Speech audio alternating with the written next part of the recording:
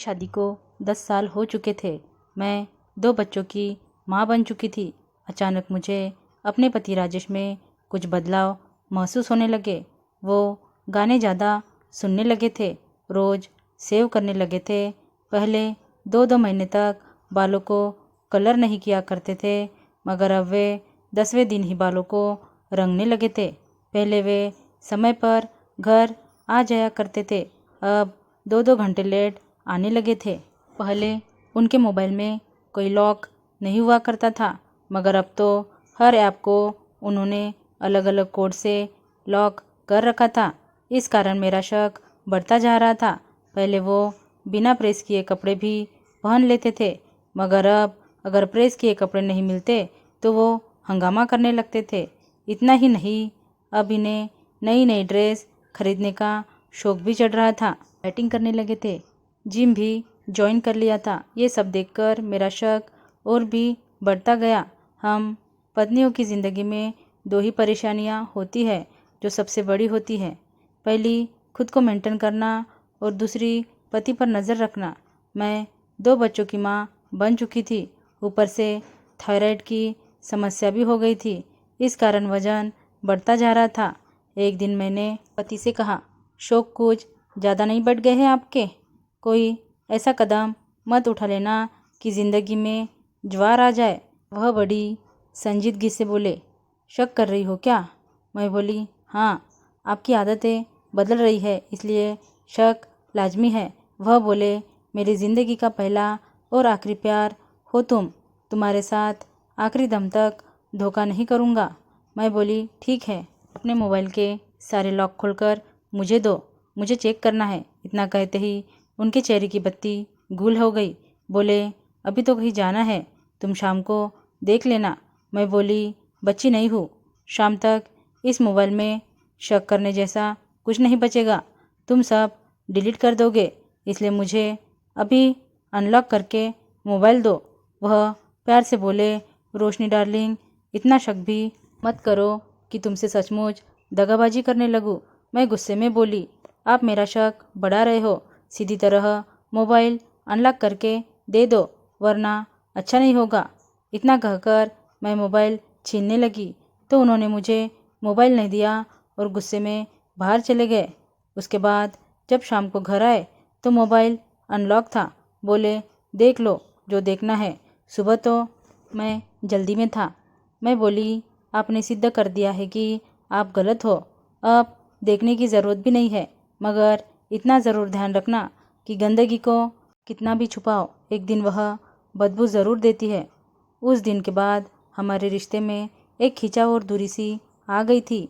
कुछ दिन ही निकले थे कि बदबू आ गई, वह भी इतनी तेज़ कि मेरा घर गंदा हो गया। एक दिन सुबह सुबह मेरे पति का दोस्त अर्जुन हमारे घर आया और बोला, तू तो बड़ा घटिया निकला, तुझे अफेयर करने के लिए मेरी ही बीवी मिली क्या? मैं तो यह सुनकर अचानक से जड़ हो गई। मेरा निर्लज पति राजेश कुछ देर तक सर खुजाता रहा, फिर बोला, क्या सबूत है तेरी पत्नी से मेरा अफेयर चल रहा है? अर्जुन बोला, ये देख मेरी पत्नी का मोबाइल, जिसमें तुम दोनों की तस्वीरें गवाही दे रही है कि तुम लोग समाज के लिए एक कलंक हो। मेरा पति बोला, मैं ही क्यों हूँ समाज के लिए कलंक? तुम भी तो रिश्तों के लिए कलंक हो। इतनी सुंदर बीवी मिली है तुमको, तुमने कभी उस पर ध्यान दिया? रात को 2 देशी ठर्रे लगाकर सो जाते हो, फिर रात भर बदबू मारते रहते हो। अपने पेट को देखा है? 45 इंच की कमर हो गई है तुम्हारी और 35 इंच का चेस्ट है तुम्हारा। ऐसे लगता है जैसे किसी अजगर ने हिरन को खा लिया हो। फिर उसने मेरी तरफ देखा और बोला, अरे 10 सालों में तुम तो खरपतवार की तरह बढ़ती जा रही हो। कभी सोचा है एक पति को सिर्फ खाना ही नहीं चाहिए होता, उसके शरीर की और भी ज़रूरतें होती है। माना कि बच्चा पैदा करने से शरीर बेढंगा हो जाता है, मगर इतना बेढंगा भी नहीं होना चाहिए। उसे देखकर घिन आने लगे। पूरे दिन जानवर की तरह चरती रहती हो। मैं बीच में बोल पड़ी, वाह क्या दलील दी है, तुम्हें तो राष्ट्रपति अवार्ड मिलना चाहिए। बेशर्म आदमी। हवस ही सब कुछ नहीं होती, भावनाएं और आत्मीय प्यार भी कोई चीज़ होती है। मुझे आज खुद पर घिन आ रही है कि मैं एक जानवर के साथ रह रही थी जो आंतरिक सुंदरता और आचरण का मतलब ही नहीं जानता।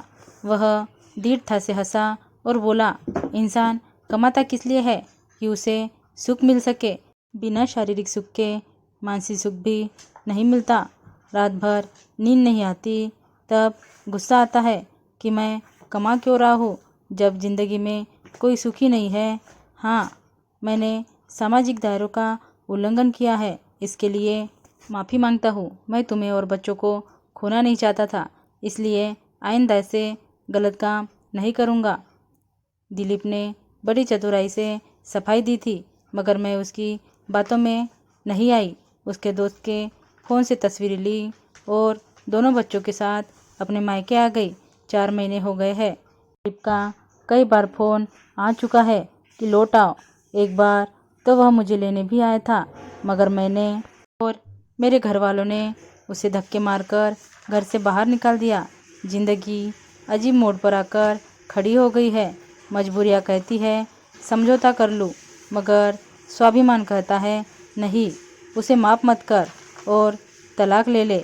मुझे अब क्या करना चाहिए? धन्यवाद दोस्तों।